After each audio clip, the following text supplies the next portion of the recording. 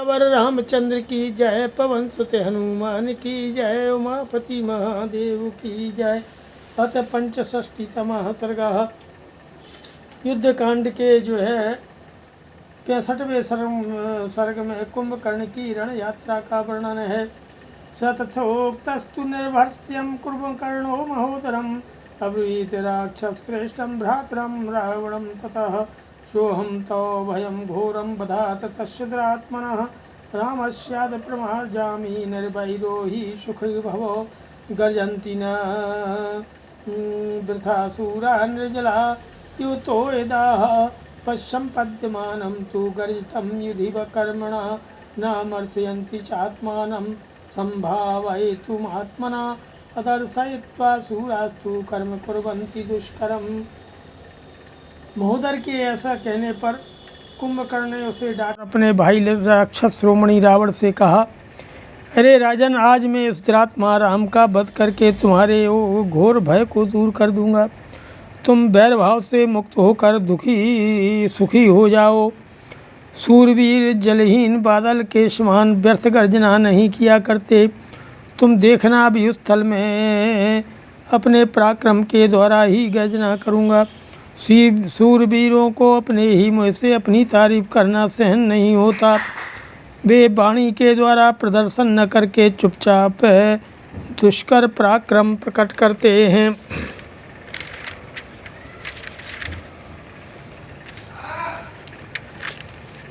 विकलवानां ह्यबुद्धीनां राज्ञां पंडितमानिनां रोचते त्वद्वचो नित्यं कथ्यमानं महोदरो युद्धे का पुरुषै नित्यं भवद्भिः प्रियवादिभिः राजानमनुगच्छद्भिः सर्वं कृत्यं विनाशितं राजसेखा कृता लंका क्षीणः कोशो बलं हतं राजानां में सामासाद्य चिन्नमित्रकम् एक निर्याम्यहं युद्धमुद्यतः शत्रुनिर्जये दुर्नयं भवता मध्य समीकर्तुं महावे यो मुक्तवतो वाक्यं कुंभकर्णस्य धीमतः प्रत्युवाचतो वाक्यं प्रहसन् राक्षसाधिपः महोदरोऽयं रामात्तु परितृष्टो न संशयः नहि रोचयते तात युद्धं युद्धविशारदो कश्चन मे त्वत्समो नास्ति सौहृदेन बलेन च गच्छ शत्रुवधाय त्वं कुंभकर्ण जयाय च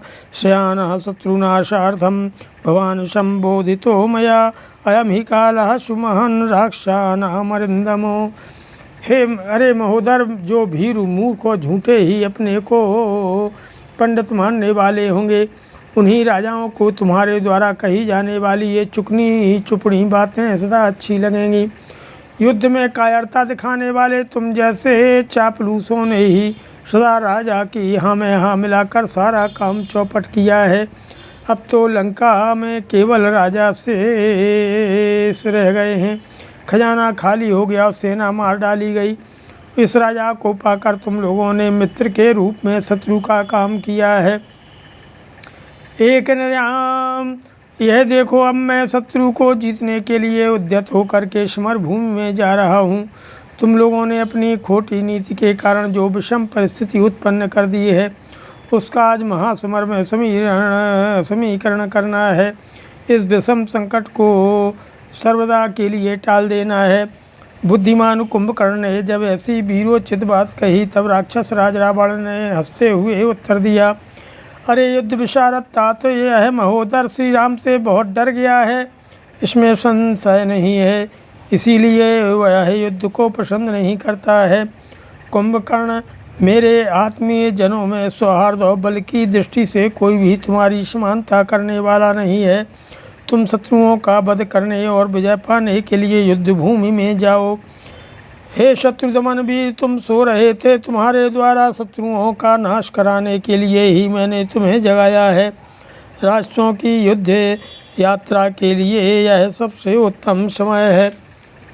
कृष्णगच्छ शूलमादाय पास हस्त शिवाय वान्तकः मानरान राजपुत्र च भक्ष्यादित्य तेजसौ समालोकितु ते रूपं विद्रविध्यंस्यन्ति वानरा राम लक्ष्मणयोश्चापि हृदये प्रस्फुटिष्यतः।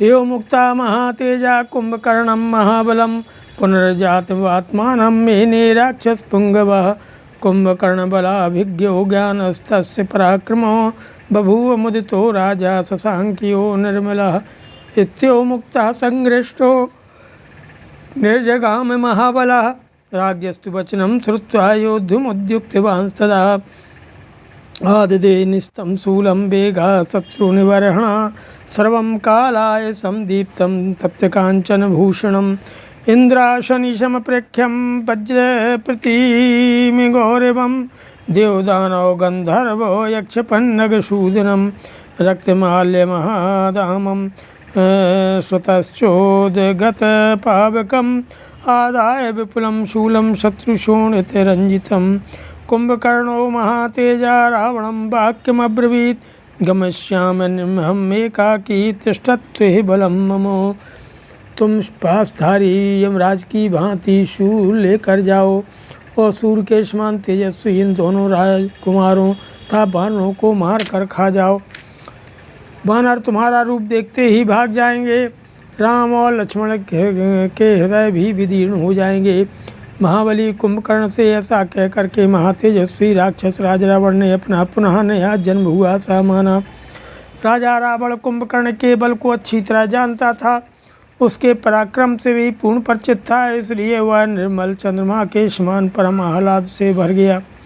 रावण के ऐसा कहने पर महाबली कुंभकर्ण बहुत प्रसन्न हुआ। वह राजा रावण की बात सुनकर उस समय युद्ध के लिए उद्यत हो गया और लंकापुरी से बाहर निकला। शत्रुओं को संहार करने वाले उस वीर ने बड़े वेग से तीखा शूल हाथ में लिया और जो सब काले लोहे का बना हुआ चमकीला और तपाए हुए स्वर्ण से विभूषित था। उसकी कांति इंद्र के असनी के समान थी। वह वज्र के समान भारी था तथा देवताओं, दानवों, यक्षों और नागों का संहार करने वाला था। उसमें लाल फूलों की बहुत बड़ी माला लटक रही थी और उससे आग की चिंगारियाँ झड़ रही थीं। शत्रुओं के रक्त से रंगे हुए उस विशाल शूल को हाथ में लेकर के महातेजस्वी कुंभकर्ण रावण से बोला, मैं अकेला ही युद्ध के लिए जाऊंगा, अपनी यह सारी सेना वहीं रहे। अदितान क्षुदितः क्रुद्धो भक्षयिष्यामि वानरान्।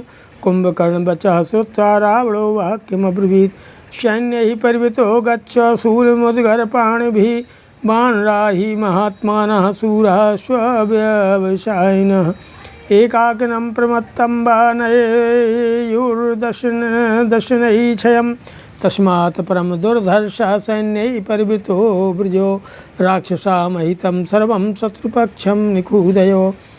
अथाशुनाथ समुत्पत्तो सृजं मणिकृतान्तराम्, आवबन्ध महातेजा कुंभकर्णस्य रावणः, अंगदान्यंगुलीवेष्टन् प्राण्याभरणानि च, हारं च शशिसङ्काशमा बबन्ध महात्मनः, दिव्यानि च सुगन्धीनि माल्यधामानि रावणः, गात्रे सुसज्जयामासो श्रोत्रियोश्चास्कुण्डले, काञ्चनाङ्गदकेयूरो निष्काभरणभूषितः, कुंभकर्णो बृहत्कर्णाशुतो निर्वावभौ। आज मैं भूखा हूँ और मेरा क्रोध भी बढ़ा हुआ है, इसलिए समस्त वानरों को भक्षण कर जाऊँगा। कुंभकर्ण की ये बात सुनकर के रावण बोला, अरे कुंभकर्ण, तुम हाथों में शूल और मुद्गर धारण करने वाले सैनिकों से घिरे रहकर युद्ध के लिए यात्रा करो, क्योंकि महामनुष्य वानर बड़े वीर और अत्यंत उद्योगी हैं। वे तुम्हें अकेले सावधान देख दांतों से काट काट कर नष्ट कर डालेंगे, इसलिए सेना से घिर कर सब ओर से सुरक्षित हो यहाँ से जाओ। उस दिशा में तुम्हें परास्त करना शत्रुओं के लिए बहुत कठिन होगा। तुम राष्ट्रों का अहित करने वाले समस्त शत्रु दल का संहार करो। ये कहकर के महातेजस्वी रावण अपने आसन से उठा और एक सोने की माला जिसके बीच बीच में मणियाँ पिरोई हुई थीं लेकर उसने कुंभकर्ण के गले में पहना दी। बाजूबंद अंगूठियाँ, अच्छे अच्छे आभूषण, चंद्रमा के समान चमकीला हार, इन सबको उसने महाकाय कुंभकर्ण के अंगों में पहनाया। उतना ही नहीं, रावण ने अपने विभिन्न अंगों में दिव्य सुगंधित फूलों की मालाएं भी बंधवा दी और दोनों कानों में कुंडल पहना दिए। सोने के अंगद के उरु पदक आदि आभूषणों से भूषित था। घड़े के समान विशाल कानों वाला कुंभकर्ण पी की उत्तम आहुति पाकर प्रज्वलित हुई अग्नि के समान प्रकाशित हो उठा।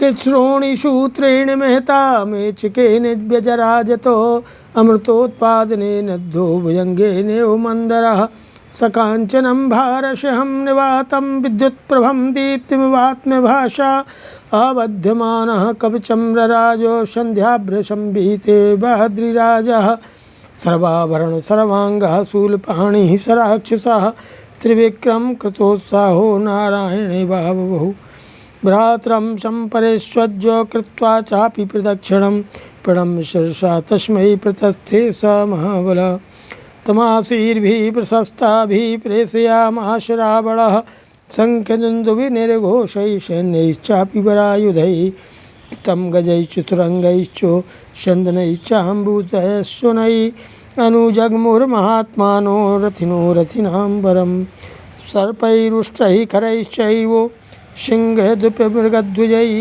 अनुजगमुच्युतं घोरं कुंभकर्णं महाबलम्।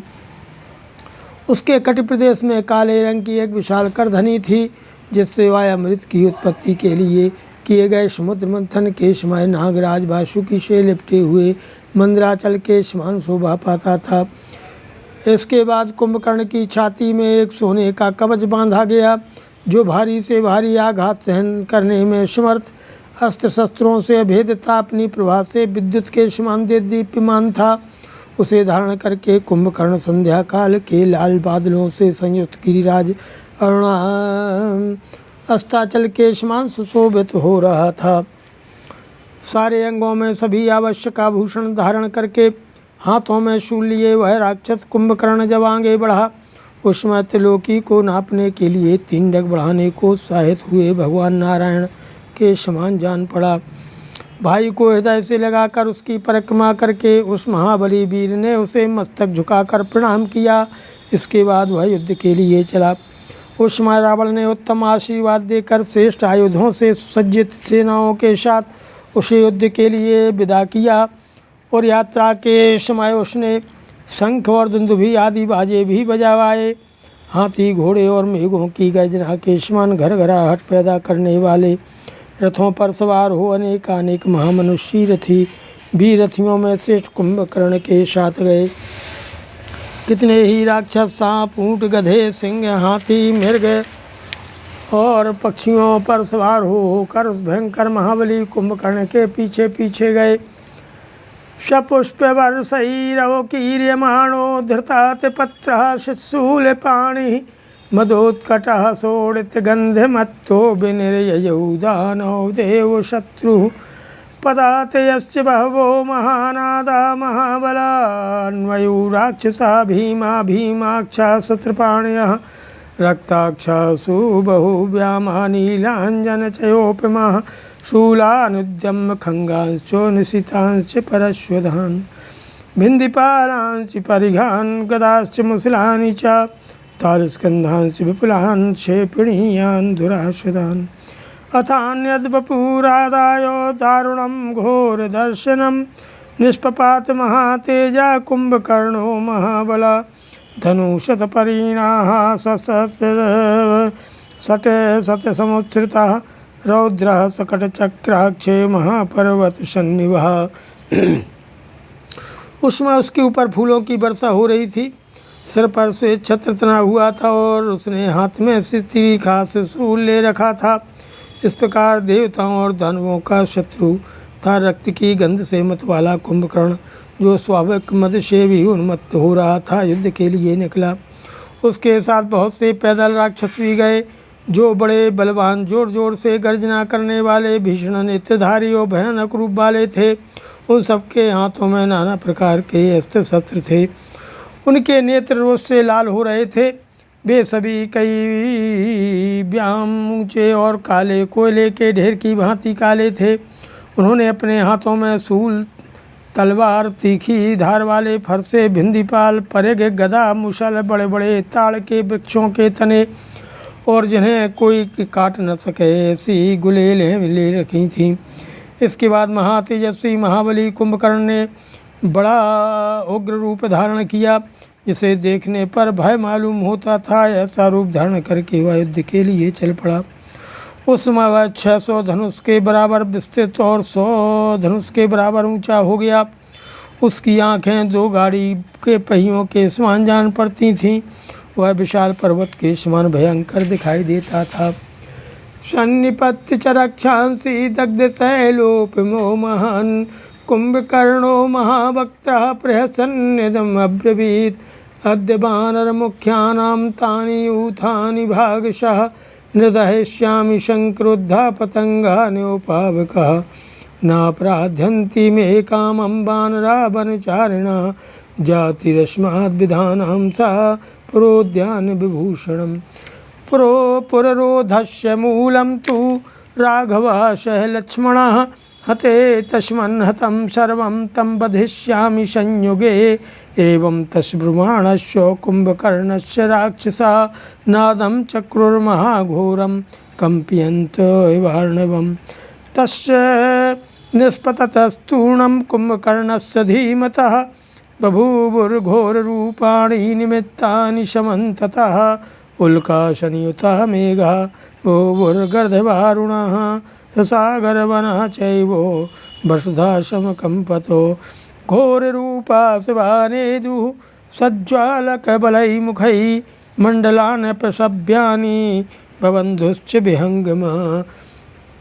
पहले तो उसने राक्षस सेना की भी हुई रचना की, फिर दावानल से दग्ध हुए पर्वत के समान महाकाय कुंभकर्ण अपना विशाल मुख फैला करके अट्टहास करता हुआ इस प्रकार बोला, अरे राक्षसों, जैसे आग पतंगों को जलाती है उसी प्रकार मैं भी कुपित होकर आज प्रधान वानरों के एक एक झुंड को भस्म कर डालूंगा। यूँ तो वन में विचरने वाले बेचारे वानर शिक्षा से मेरा कोई अपराध नहीं कर रहे हैं, अतः वे वध के योग्य नहीं हैं। वानरों की जाति तो हम जैसे लोगों के नगरोद्यान का आभूषण है। वास्तव में लंकापुरी पर घेरा डालने के प्रधान कारण हैं लक्ष्मण सहित राम, अतः सबसे पहले मैं उन्हीं को युद्ध में मारूंगा। उनके मारे जाने पर सारी वानर सेना स्वतः मरी हुई सी हो जाएगी। कुंभकर्ण के ऐसा कहने पर राक्षसों ने समुद्र को कंपस्या करते हुए बड़ी भयानक गर्जना की। बुद्धिमान राक्षस कुंभकर्ण के रणभूमि की ओर पैर बढ़ाते हुए चारों ओर घोर अपशकुन होने लगे। गधों के समान भूरे रंग वाले बादल फिर घिराए, साथ ही उल्कापात हुआ और बिजलियां गिरीं। समुद्र और वनों सहित सारी पृथ्वी कांपने लगी। भयानक गीदड़ियों मुँह से आग उगलती हुई अमंगल सूचक बोली बोलने लगी। पक्षी मंडल बांध करके उसकी दक्षिण भरत परिक्रमा करने लगे। कि निष्पपाति च गृध्रोश्च शूले वै पथि गच्छतः प्रासुरनयनं चासु सभ्यो बाहुरकम्पतो निष्पपातिता चोलका ज्वलन्ति भीमनिश्वनः आदित्यो निष्प्रभश्चासीन् वाति च सुखो अनिलः अचिन्त्यन् महोत्पातानुदितान् रोमहर्षणान् नृयौ कुम्भकर्णस्तु कृतान्तबलचोदितः सलङ्घयित्वा प्राकारं पदभ्यां पर्वतसन्निभः दशाभ्र घनप्रख्यं वानरानीकमद्रुवुतं ते दृष्ट्वा राक्षसश्रेष्ठं वानरः पर्वतोपमं वायुर्धनायुः सर्वादिशस्तदा। रास्ते में चलते समय कुंभकर्ण के शूल पर घी दे बैठा। उसकी बाएं आँख फड़कने लगी और बाईं भुजा कंपित होने लगी। फिर उसी समय जलती हुई उल्का भयंकर आवाज़ के साथ गिरी। सूर्य की प्रभा क्षीण हो गई और हवा इतने वेग से चल रही थी कि सुखद नहीं जान पड़ती थी। इस प्रकार रोंगटे खड़े कर देने वाले बहुत से बड़े बड़े उत्पात प्रकट हुए, किंतु इनकी कुछ भी परवाह न करके काल की शक्ति से प्रेरित हुआ कुंभकर्ण युद्ध के लिए निकल पड़ा। वह पर्वत के समान ऊँचा था। उसने लंका की 4 दीवारी को दोनों पैरों से लांघ कर देखा कि हम वानरों की अद्भुत सेना मेघों की घनीभूत घटा के समान छा रही है। उस पर्वताकार श्रेष्ठ राक्षस को देखते ही समस्त बानर हवा से उड़ाए गए बादलों के समान तत्काल संपूर्ण दिशाओं में भाग चले। तद बानरानी कमति प्रचंडम दिशो द्रवद्भिन्न मिवाभ्रजालम शकुंभकर्णः समवेक्ष्य हर्षान्ननाद भूयो घनवद्घनावः ते तस्य घोरं निनदं निशम्यो यथा निनादं दिवि वारिदस्यो पेतुर्धरण्यां बहुवा प्लवंगा नृकृत्यमूलायोशालवृक्षा विपुल परिघवान् सकुंभकर्णो रिपुनिधनाय विनिःसृतो महात्मा कपिगण भयमाददत्त सुभीमं प्रभुरेव किंकर दंडवान् युगान्ते। भिन्न छिन्न हुए बादलों के समूह की भांति उसे अतिशय प्रचंड बानर वाहिनी को संपूर्ण दिशाओं में भागती देख मेघों के समान वाला कुंभकर्ण बड़े हर्ष के साथ जलधर के सदृश गंभीर स्वर में बार बार गर्जना करने लगा। आकाश में जैसे मेघों की गर्जना होती है उसी के समान उस राक्षस का घोर सिंहनाद सुनकर बहुत से बानर जड़ से कटे हुए सालवृक्ष के समान पृथ्वी पर गिर पड़े। महाकाय कुंभकर्ण ने शूल की ही भांति अपने एक हाथ में विशाल परिघ भी ले रखा था। यह वह बानर समूहों को अत्यंत घोर भय प्रदान करता हुआ प्रलय काल में संहार के साधनभूत कालदंडों से युक्त भगवान काल रुद्र के समान शत्रुओं का विनाश करने के लिए पुरी से बाहर निकला। श्रीमद् रामायणे वाल्मीकि आदि काव्ये युद्धकांडे 65तमः सर्गः। सियावर रामचंद्र की